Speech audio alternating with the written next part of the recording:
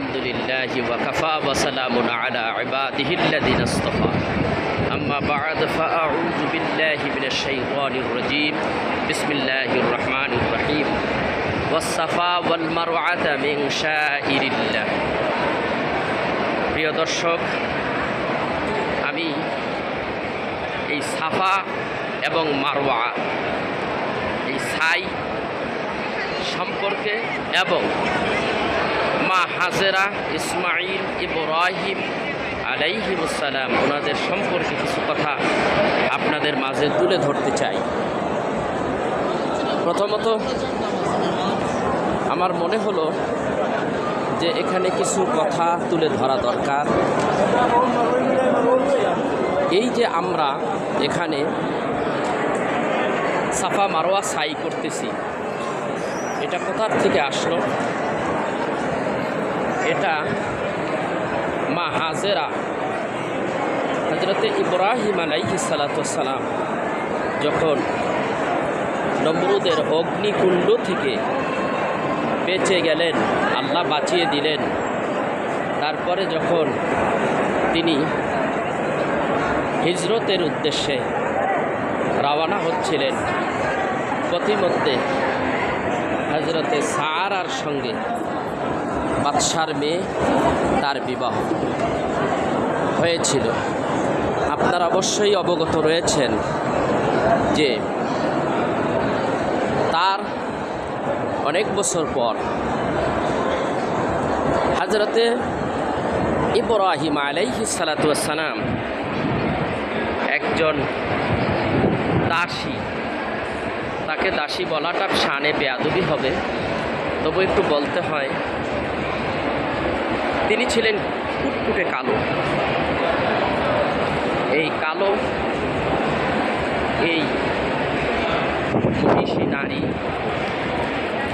এত সম্মানিত একজন নারী, যার এত সম্মান, যার এত ইজ্জত আল্লাহ বাড়িয়ে দিয়েছিলেন, সেই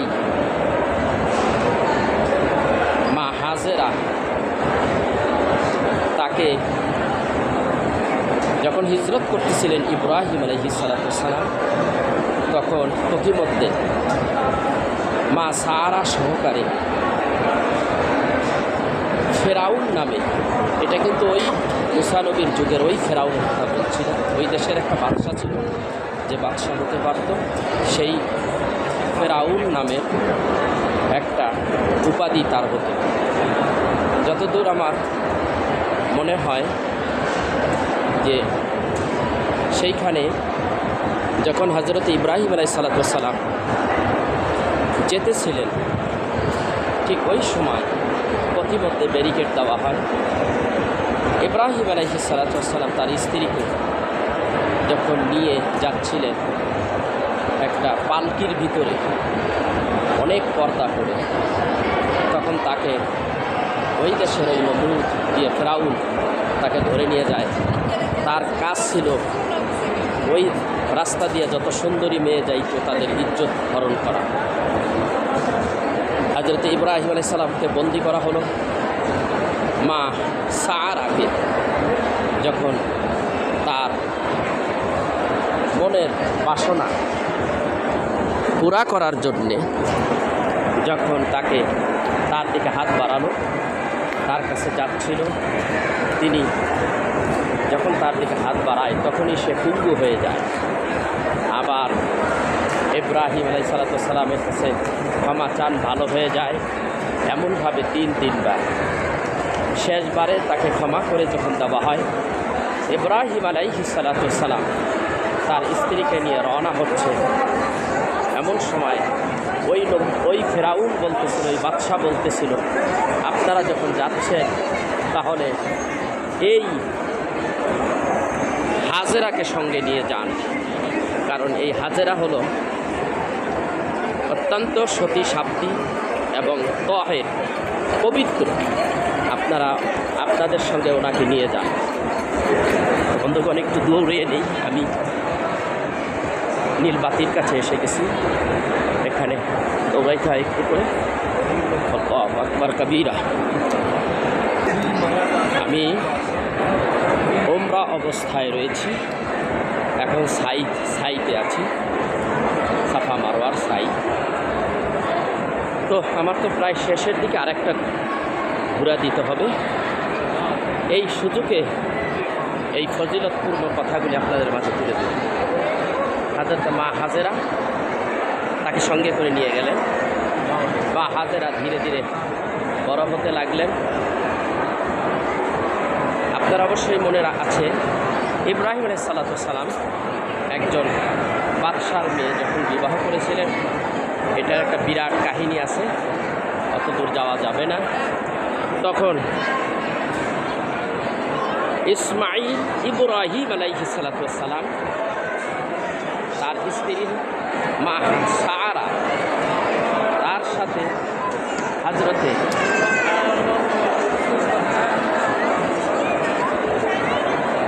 মা সারা হাজেরার সঙ্গে ইব্রাহিম আলাইহিস সালামের সঙ্গে বিবাহ দিয়ে দিলেন। কেন? তাদের যখন বয়স 80 বছর হলো, হযরত সারা তার কোনো সন্তানাদি হতে ছিল না। সেই জন্য বংশের প্রদীপ, বংশের আলো জ্বালাবার জন্যে একটা সন্তানের প্রয়োজন। সেই জন্যে হযরতে সারা নিজে থেকে এই কালো, এই সতীসাধ্বী নারী হযরতে হাজেরার সঙ্গে ইব্রাহিমের সঙ্গে বিবাহ বন্ধন দিলেন। বিবাহ করার পরেই কিছুদিন পরে হযরতে হাজেরার ঘরে সন্তান এসে গেল, পেটে সন্তান আসলো। এরপরে হযরতে হাজেরার ঘরে যখন সন্তান এসে গেল, তার শেকম মোবারকে সন্তান এসে গেল হযরতে ইসমাঈল। ওই দিকে আবার মা সারার ঘরে পেটে বাচ্চা এসে গেল, যে বাচ্চা তিনিও ছিলেন নবী, হযরতে ইসহাক আলাইহিস সালাম, তার জন্ম হলো। এইদিকে ইসমাঈল আলাইহিস সালাম মা হাজেরার গর্ভ থেকে দুনিয়ায় তাশরিফ আনলেন। দুইজনে দুই দিক দুইটি সন্তান হয়ে গেল। প্রিয় দর্শক, এখানে অনেক বড় লম্বা ইতিহাস। আমি যে কথাটা এখানে তুলে ধরার জন্য আজকের এই ভিডিওতে হাজির হয়েছি আপলোড দেওয়ার জন্যে, আপনারা খেয়াল করবেন যে হযরতে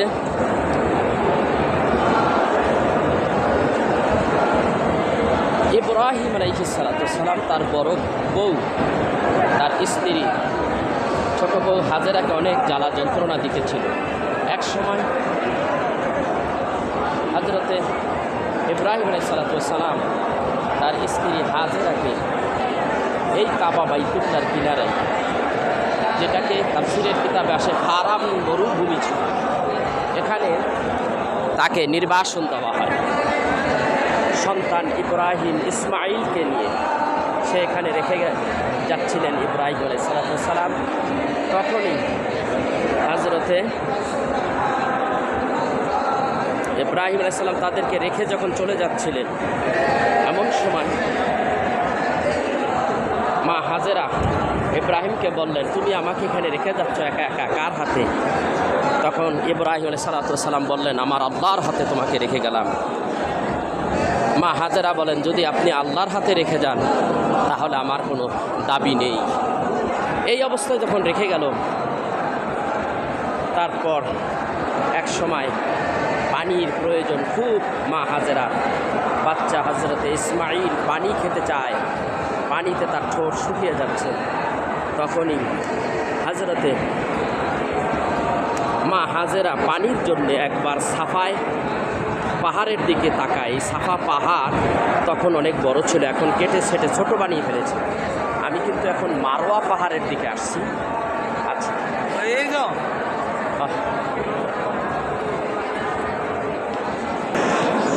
প্রিয় দর্শক, আমি কিন্তু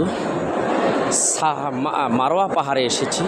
এই মারওয়া পাহাড়ে অনেক সবসময় লোক বসে থাকে, মহিলারা। আপনারা দেখুন, আমি এখানে কিছু সময় বসি।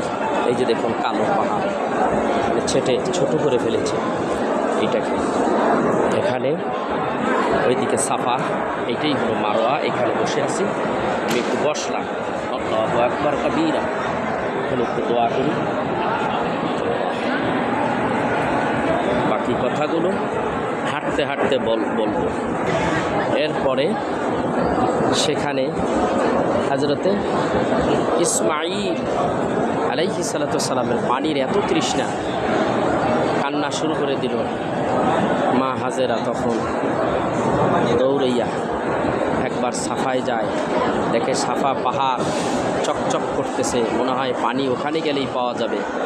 একটা দৌড় মারলেন, যে দেখতেছে সেইখানে এটা পানি নয়, এটাই হলো অতি রৌদ্রে চিলিক মার।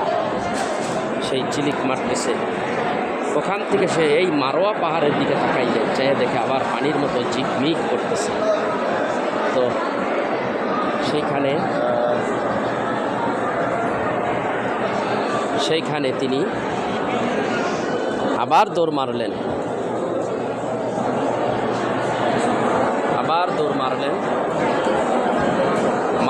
মারোয়ার থেকে সাফা, এরকম 7টা দৌড় দিলেন। আল্লাহ রব্বুল আলামিন এই কাজটাকে এত পছন্দ করলেন আল্লাহ তাআলা, সেই জন্য মহান মনিব হাজী সাহেবদের উপরে ওয়াজিব করে দিলেন এই মা হাজেরার এই দৌড়াদৌড়ি, অর্থাৎ এই সাই।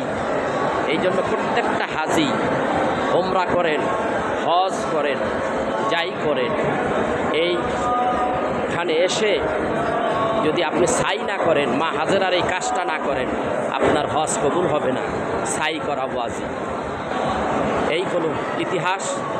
সর্বোপরি এই কথাগুলি আমার বলার আরেকটা উদ্দেশ্য রয়েছে, সেটা হলো রাসূলুল্লাহ সাল্লাল্লাহু আলাইহি সাল্লামের বংশধর। এইখানে হলো আমার কথা। এত আয়োজন, নবী পৃথিবীতে আসার আগে এত আয়োজন কেন? আয়োজনটা দেখেন, আল্লাহর কি মেহেরবান, তার মেহেরবানিটা কি দেখেন, তার আয়োজনটা কি দেখেন। এই মা হাজেরার ঘর থেকে হযরতে ইসমাঈলের জন্ম। এই ইসমাঈল মা হাজেরার আল্লাহর পথে, আল্লাহর জন্যে কত কষ্ট করতে হয়েছে দ্বীনের জন্যে। ইসমাঈল কিন্তু কম কষ্ট হয় নাই। আপনারা জানেন অবশ্যই, ইব্রাহিম আলাইহিস সালাতু ওয়াস সালামকে আল্লাহ হুকুম করলেন, তোমার ভালো জিনিসটা, তোমার প্রিয় জিনিসটা কোরবানি দাও আমার রাস্তায়। তিনি 2 বার 3 বার 100-200 করে উট দুম্বা কোরবানি দিলেন, কবুল হয় না। দ্বিতীয়বার আল্লাহ রাব্বুল আলামিন বলে দিলেন, ও আমার খলিল, আমি তোমার কাছে তোমার প্রিয় বস্তুটাই চাইছিলাম। হযরতে ইব্রাহিম আলাইহিস সালাম বুঝতে পেরেছেন যে আমার সন্তান কি আল্লাহ চেয়েছে, তাই তিনি এই সাফা মারোয়ার একটু দূরে, বেশ 3-4 কিলো দূরে হবে, সেখানে মিনায় হযরতে ইসমাঈলকে নিয়ে যান এইখান থেকে। আর মাঝখানে কিন্তু আমার আরেকটা কথা রয়ে গেছে, এই যে 7 বার সাই করা, তিনি 7 বার সাই করলেন, মাঝখানে এসে দেখতেছে হযরতে ইব্রাহিম আলাইহিস সালাতু ওয়াস সালাম বাচ্চা শিশু পাও দাপাদাপি করতেছে। ওই পায়ের আঘাতে, কচি বাচ্চার পায়ের আঘাতে আল্লাহ রাব্বুল আলামিন জমজমের এই নহর জারি করে দিলেন।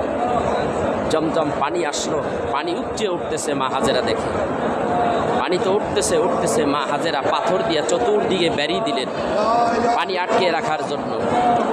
এরপরে তিনি বললেন, জমজম থাম থাম। এই থাম থাম বললেন। যদি মা হাজেরা তখন যদি থাম থাম না বলতেন, তাহলে আল্লাহ রাব্বুল আলামিন এই পানি দিয়ে সারা পৃথিবী, দুনিয়া ভরে দিতেন।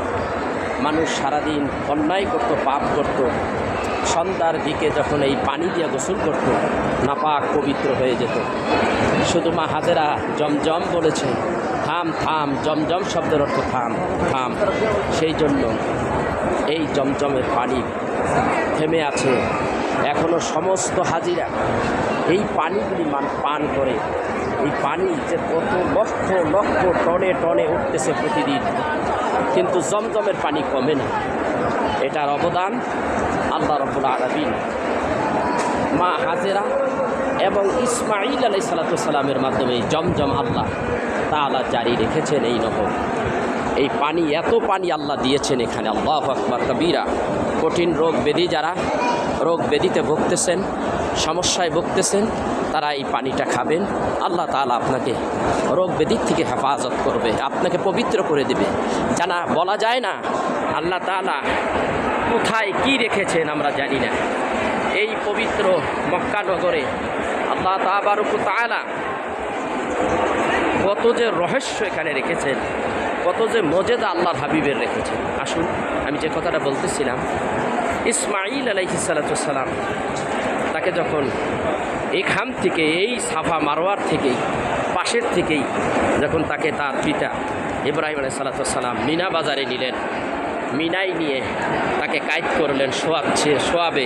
তার আগে বলতেছে, ও সন্তান, আল্লাহ আমাকে বলেছে, ওয়ালা ইয়া বুনাইয়া ইন্নী আরা ফিল মানাম আন্নী আযবাহুকা ফানজুর মাযা তারা।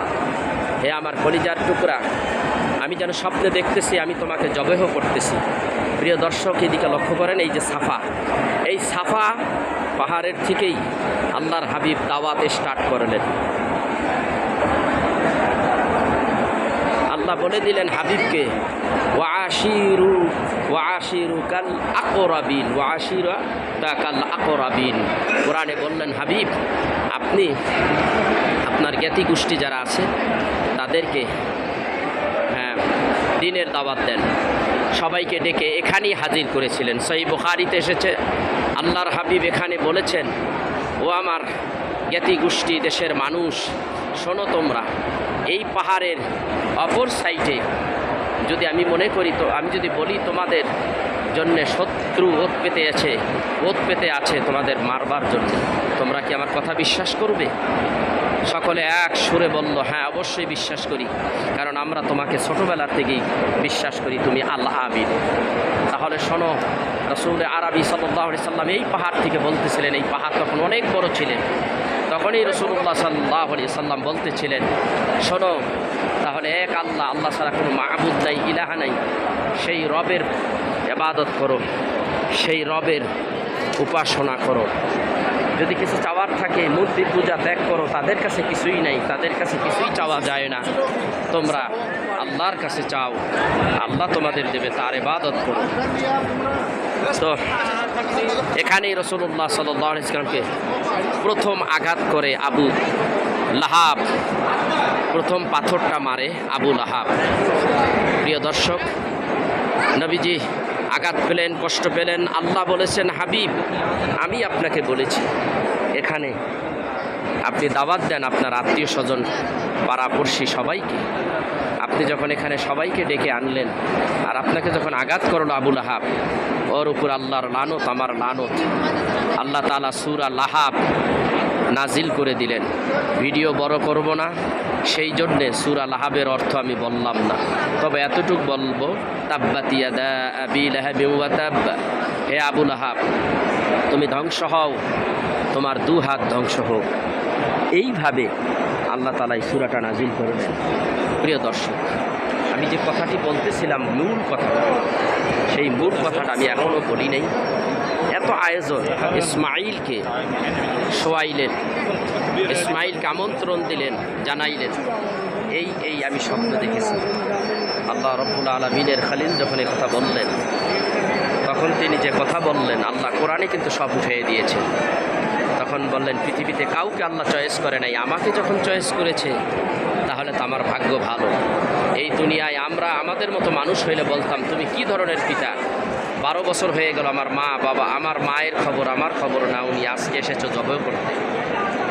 এরকমটি কিন্তু বলে নাই। সে কি বললেন, সেই শিষ্টাচার, সেই আদব, সেই পয়গম্বরের প্রতি এবং পিতার প্রতি যে এত ভক্তি শ্রদ্ধা জানিয়ে তিনি যা বললেন, তা কোরআনে আল্লাহ উঠিয়ে দিলেন যে, ক্বালা ইয়া আবাতি ফাআল মা তু'মারু সাতাজিদুনি ইনশাআল্লাহু মিনাস সাবিরিন। ও আব্বা, আপনি যে কাজ করতে আকৃষ্ট হয়েছেন, অবশ্যই আপনি আমাকে ধৈর্যশীলদের মধ্যে পেয়ে যাবেন, অবশ্যই আপনি তা পালন করবেন। আলহামদুলিল্লাহ। তো এই ছিল ইসমাইল আলাইহিসসালামের পরীক্ষা। আল্লাহ তাকে বাঁচিয়ে দিলেন, জবে করতে গেলে বাঁচিয়ে দিলেন। অনেক লম্বা ইতিহাস। এখন এই ইসমাইল আলাইহিসসালামের বংশের ভিতরেই আল্লাহ রাব্বুল আলামিন নূরে মুহাম্মাদি সাল্লাল্লাহু আলাইহি সাল্লামকে পাঠালেন। নবীদের বংশ ইসমাইলি বংশ। এই ইসমাইল আলাইহিসসালামের বংশ থেকে আল্লাহ তাআলা অনেক নবী রসুল পাঠাইলেন, কিন্তু হযরতে ইসহাক আলাইহিসসালাম তার বংশ থেকে কোনো নবী রসুল আসে নাই। তাফসিরে ইবনে কাসিরের মধ্যে বর্ণনায় তাফসিরে ইবনে কাসিরের বর্ণনায় পাওয়া যায় যে এরকম কোনো কিছু আসে নাই। প্রিয় দর্শক, আমি আপনাদের কাছে বলতে চাই, ইসমাইলের বংশ থেকে আমার রাসূল আসবেন দুনিয়ায়, রাহমাতুল লিল আলামিন দুনিয়ায় আসবেন। কোন বংশে আসবেন আল্লাহ রাব্বুল আলামিন আগেই যাচাই ফাছাই করে তাদের ঈমানি পরীক্ষা নিয়ে তাদেরকে শুধরিয়ে তাদেরকে পাক পবিত্র, এমনি পবিত্র পাক, তারপরও আরও পবিত্র করে তাদেরকে দুনিয়ায় আনলেন। আর সেই বংশের ভিতরেই আল্লাহ রাব্বুল আলামিন হযরতে রাসূল আরবি সাল্লাল্লাহু আলাইহি সাল্লাম তাকে এই দুনিয়ায় আনতেছেন। কত ঘটনা, এর ভিতরে কত ইতিহাস ঘটে গেল। ইব্রাহিম আলাইহিসসালামের কম কষ্ট করতে হয় নাই, যাকে সরাসরি আগুনের মধ্যে নমরুদ ফেলে দিয়েছিল, যার পরীক্ষার কোনো শেষ নাই। বাপ হয়ে, পিতা হয়ে সন্তানকে জব করা, কোরবানি করা, এক বিরাট এক ইমানের পরীক্ষা। সেই বংশে এই এত পরীক্ষার পরেও আল্লাহ তাআলা ইব্রাহিম খলিলুল্লাহর এই বংশের মধ্যে হযরত ইসমাইলকে দিলেন। আর সেই ইসমাইলি বংশের মধ্যে থেকে আল্লাহর হাবিব এই জগতে আসলেন। এই হলো ইতিহাস। এখন আমি দেখতে পাচ্ছি ইব্রাহিম আলাইহিসসালামকে যখন আগুনে ফেলানো হয়, তখন ইসমাইলকে আল্লাহ বললেন, ইসমাইল, আমি তোমাকে আগুন থেকে বাঁচিয়ে দিলাম। আল্লামা ইমাম আজম আবু হানিফা রহমাতুল্লাহ আলাইহি তার কিতাবে লেখেন, কাসিদাতুন নোমান কিতাবে লেখেন, ইসমাইলকে বাঁচিয়ে দেওয়া হলো, একমাত্র আগুন থেকে বাঁচিয়ে দেওয়া হলো। কারণ হযরত ইব্রাহিম আলাইহিসসালামকে আগুন থেকে বাঁচিয়ে দেওয়া হলো, তার পেশানিতে, তার কপালে ছিল নূরে মুহাম্মাদি। আদম আলাইহিসসালামকে ক্ষমা করে দেওয়া হলো, তিনি রসুলের উসিলা দিয়ে ক্ষমা চাইলেন। আদম আলাইহিসসালামের কপালের মধ্যে আল্লাহ নূরে মুহাম্মাদি ঢেলে দিলেন। হযরতে ইসমাইলকে আল্লাহ রাব্বুল আলামিন কোরবানি করার হাত থেকে, জবে হওয়ার হাত থেকে বাঁচিয়ে দিলেন একমাত্র রসুলের জন্য। আমার রসুল ইসমাইল যদি সেই দিন কোরবানি হয়ে যেতেন, তাহলে আল্লাহর রসুলকে কি আমরা পাইতাম? এগুলি সব আল্লাহরই কারিশমা। এই ইতিহাসটা তুলে ধরার জন্যই আমি এত বড় একটা লাইভ, এত বড় একটি ভিডিও আপনাদের সামনে উপস্থাপন করতে যাচ্ছি। প্রিয় দর্শক, সব কিছু, এত কিছু আয়োজন, সব কিছুর আয়োজন শুধু একজনের কারণেই, তিনিই হলেন আল্লাহর শ্রেষ্ঠ পয়গম্বর, যিনি পয়গম্বরদেরও পয়গম্বর, যিনি রাসূলদের রাসূল, যিনি কুল কায়নাতের রহমত, যার সামনে আল্লাহ বলেছেন, ওয়া রাফা'না লাকা যিকরাক, হে হাবিব, আপনার কথা কে কি বলবে আমি জানি না। হে হাবিব, আমি আপনার আলোচনা সব কিছু এই পৃথিবী সৃষ্টি হওয়ার আগে রোজে আদর্শ থেকেই বর্ণনা করতেছি আপনার সেই জিকিরের কথা। আমি আপনার কথা তামাম জগৎ সমূহের মধ্যে প্রচার করে দিয়েছি। আপনার জিকির আমি বুলন্দ করেছি। ইন্নাকা লাআলা খুলুকিন আযীম, আমি আপনাকে মহান সুমহান চরিত্রের অধিকারী করেছি। লাকাদ কানা লাকুম ফি রাসূলিল্লাহি উসওয়াতুন হাসানা, হাবিব গো, আপনার চরিত্র ছাড়া সারা বিশ্বের মানব জাতির কোনো উপায় নাই। আপনার চরিত্র উত্তম চরিত্র। আপনার চরিত্রকে যদি সারা জাহানের মানুষ যদি না ধরে, অনুসরণ না করে, তাহলে কোনো মানুষ নাজাত পাবে না। সেই জন্য আপনার চরিত্রে চরিত্রবান হওয়া প্রত্যেকটা বান্দা, প্রত্যেকটা উম্মাতকে আমি আল্লাহ ওয়াজিব করে দিলাম, ফরজ করে দিলাম। এই জন্য আপনার চরিত্র তো আমি আমার পবিত্র কালামুল্লাহ শরীফের চরিত্র, 30 পারা কোরআনের যে কথা, কর্ম, যে সমস্ত কাহিনী, যে সমস্ত ঘটনা, সব কিছুর মূলেই হলো আমার রাসূল আরবি সাল্লাল্লাহু আলাইহি সাল্লাম।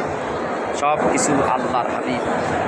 এই হাবিবের মর্যাদা এত, এই জন্য বাংলাদেশের মধ্যে কিছু আবু জাহেল আবু লাহাবের প্রেতাত্মা আছে, রাহমাতের নবীর সম্মানের আলোচনা করলে ওদের কলিজায় আগুন লেগে যায়।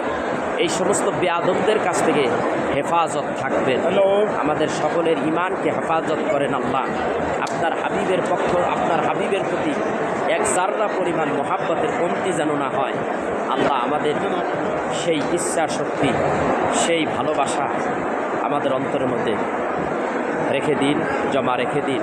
সব কিছু ভুলে যাব, হাবিব তোমাকে যেন না ভুলে যাই, এই দরখাস্ত। আজকে এই পর্যন্ত আলোচনা, সামনে আর বাড়াবো না। আরও একটা নতুন ভিডিও নিয়ে আবার দেখা হবে, কথা হবে ইনশাআল্লাহ। সেই অপেক্ষায় থাকুন। আমি মক্কা নগরের যত ঘটনা, যত কিছু হয়েছে সবটা আমার দ্বারা সম্ভব না, কিছু কিছু আমি তুলে ধরেছি। আপনারা আমার আইডি ইউটিউবে ঢুকে সুন্নি ওয়াজ মিডিয়া সার্ভিস লিখবেন, তাহলে পেয়ে যাবেন। আমার আরও কয়েকটা আইডি আছে, শিবচর সুন্নি বার্তা, এইটা লিখে আপনি ইউটিউবে সার্চ দেবেন, পেয়ে যাবেন। সুন্নি ওয়াজ ভান্ডার, এটা লিখেও সার্চ দিলে আমার আলোচনাগুলি পেয়ে যাবেন। বিস্তারিত আলোচনা শেষ করব। এখন অনেক আলোচনা হয়েছে, আমি এখন সাফা গেট দিয়ে বের হয়ে যাচ্ছি। প্রিয় দর্শক, অনেক কথা হয়েছে, আমার জন্য দোয়া করবেন। আমার ভিডিওটা যদি কারো ভালো লাগে অবশ্যই অবশ্যই শেয়ার, কমেন্ট, সাবস্ক্রাইব করতে ভুলবেন না। আসসালামু আলাইকুম ওয়া রাহমাতুল্লাহি ওয়া বারাকাতুহু।